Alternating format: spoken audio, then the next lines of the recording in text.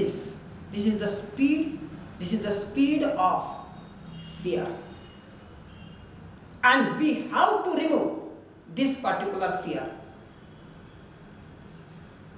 Because unless and until we are not, or we are unable to remove this particular fear from our mind, we never be succeed in our life. जब तक कि हम हमारे मन से ये डर निकाल नहीं पाएंगे, तब तक कि हम हमारे लाइफ में सक्सेसफुल नहीं बन पाएंगे. Let us take a story. Do you know the story of deer and fox? आप में से किसको पता है कि ये डियर और फॉक्स की स्टोरी? या of course, okay.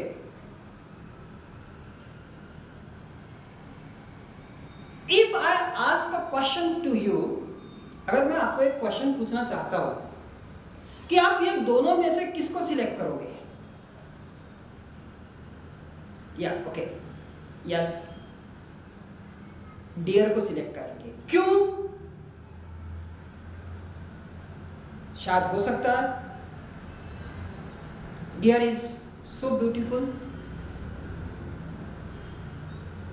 Dear is so innocent as compare to the fox. At the same time we have some sympathy towards deer as fox killed the deer. शायद हमारे मन में एक सिंपैथी भी है डियर के प्रति. क्या कि यार डियर को तो फॉक्स मारता है, एक इनोसेंट एनिमल है डियर, और फॉक्स उसको मारता है. Okay, these are the various reasons that we are choose deer as compared to the fox. But if you ask me to whom you are going to choose in between these two, अगर आपने मुझे पूछा कि आप sir आप ये दोनों में से किसको सिलेक्ट करोगे, तो शायद मैं इंस्टेड ऑफ डियर सिलेक्ट करूंगा फॉक्स को. तो डेफिनेटली एक क्वेश्चन आपके दिमाग में आएगा कि क्या है ये, इन्होंने फॉक्स को क्यों सिलेक्ट किया है? Friends, this is the difference between the successful person and a common stupid man. यही फर्क है किसके बीच में? एक सक्सेसफुल इंसान के बीच में और कॉमन स्टूपिड मैन की तरफ. देखो क्या है, dear as he see the fox,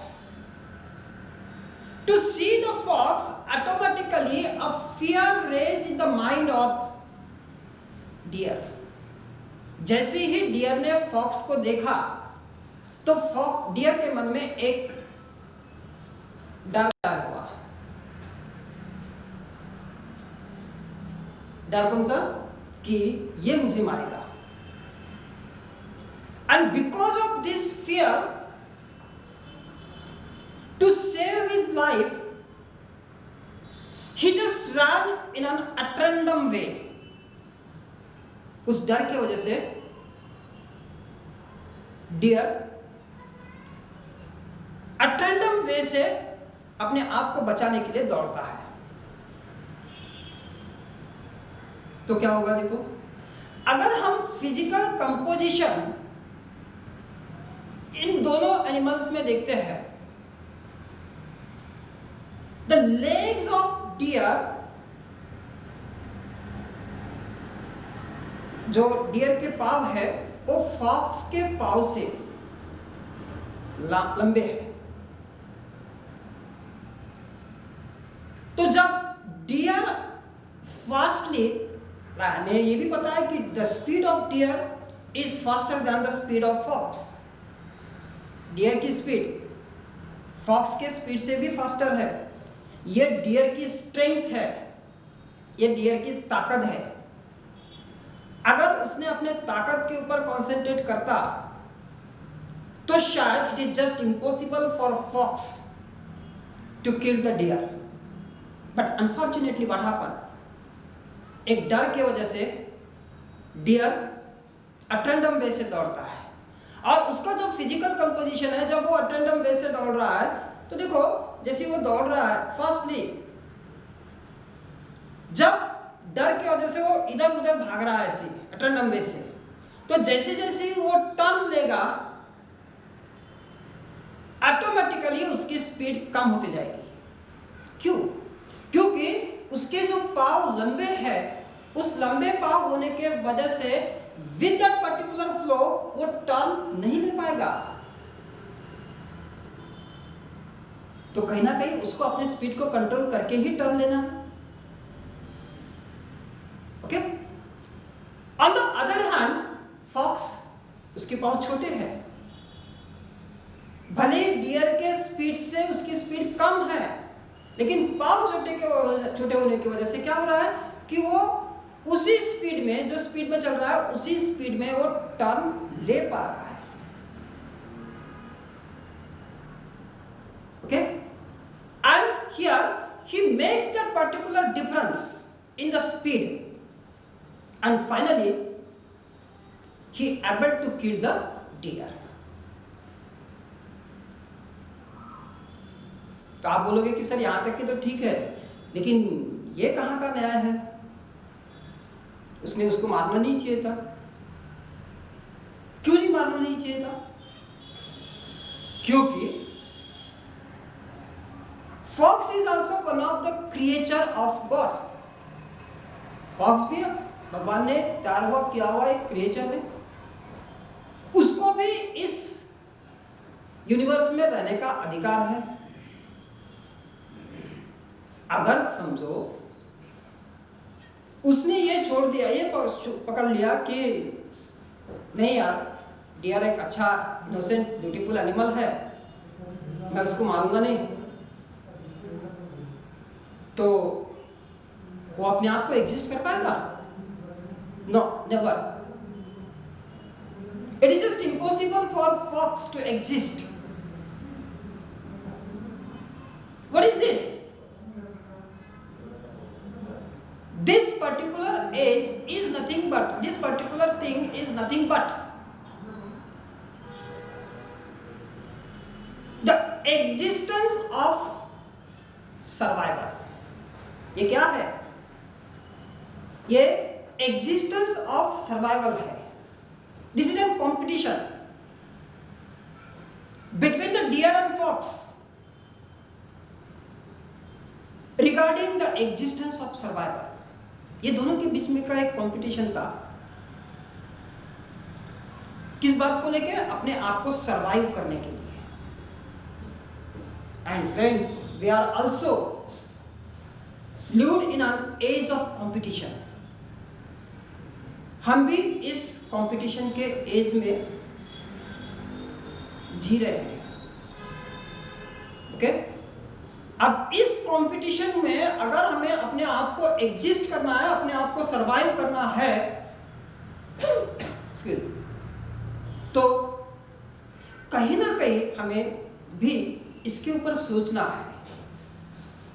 और हम सोच तब पाएंगे जब हम हमारे मन से डर निकाल पाएंगे। देखो एक बात सिंपल सी है, डियर के पास में वो सारा स्ट्रेंथ था अपने आप को बचाने का, लेकिन डर की वजह से वो अपने ताकत को भूल गया। इसका मतलब उसने अपने ताकत को, अपने स्ट्रेंथ को फेलियर बना दिया।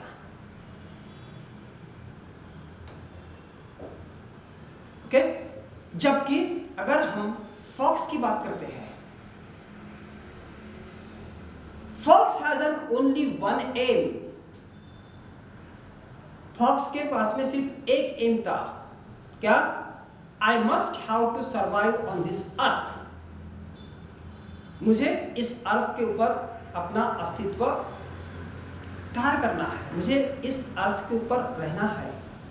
and is only possible when I able to kill the deer. और ये तब पॉसिबल होगा जब मैं डियर को, so that he just forget all those things which he experienced in his surrounding. ये पाने के लिए उसने उन सारी चीजों को वो भूल गया कि जो उसके आसपास में थी। वो भूल गया कि मैंने इसको मारना चाहिए या नहीं मारना चाहिए। वो भूल गया कि मैं इसको मार पाऊंगा या नहीं मार पाऊंगा। उसने सिर्फ एक जगह पे फोकस करा और वो जगह थी कि नहीं, at any cost I must have to kill the deer, then only I will survive on this earth. In the same way,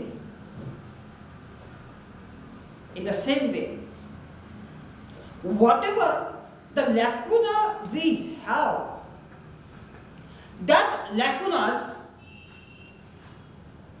never be a problem for us. It never be a lacunas in us. These problems, these lacunas in our life, just assume that it's a strength of us. जो भी lacunas हमारे में है, जो भी problems हमारे हैं, उन प्रॉब्लम्स को प्रॉब्लम या लैकुना करके मत समझो। उस प्रॉब्लम को, उस लैकुनास को अपनी ताकत समझो। ये हमारी स्ट्रेंथ है। The same thing is did by the fox. और कहीं ना कहीं डियर यहाँ पे फेल होता है और उसको उसकी अपनी कीमत चुकानी पड़ती है। इन द सेम वे, इन सारी चीज़ों से अगर हमें बाहर निकलना है तो एक, जब से जैसे मैंने शुरू किया, वो मनी का एग्जांपल दिया या फिर ये डियर की स्टोरी मैंने बताई, तो कहीं ना कहीं हमें एक बात का एहसास तो हो रहा है कि ये सारी चीजें only because of the negative thinking, and these negative thoughts which raise in our mind gives a birth to the fear. And as the fear create a room in our mind, तो वो हमें आगे बढ़ने नहीं दे रहा। तो कहीं ना कहीं हमें इस डर को निकालना है। ओके? क्योंकि ये डर हमें डिप्रेशन में डाल रहा है और जिस डिप्रेशन की वजह से हम फ्रस्ट्रेशन तक के पहुंचते हैं। तो कहीं ना कहीं हमें ये सोचना पड़ेगा कि नहीं, मैं ये कर सकता हूं। हमें उस पॉजिटिव एटीट्यूड की तरफ देखना है। The reply which given by the money that I never seen a dustbin in my life is an attitude we must have in our life. ये एटीट्यूड हमारे मन में होना चाहिए, हमारी लाइफ में होना चाहिए। Then only we are able to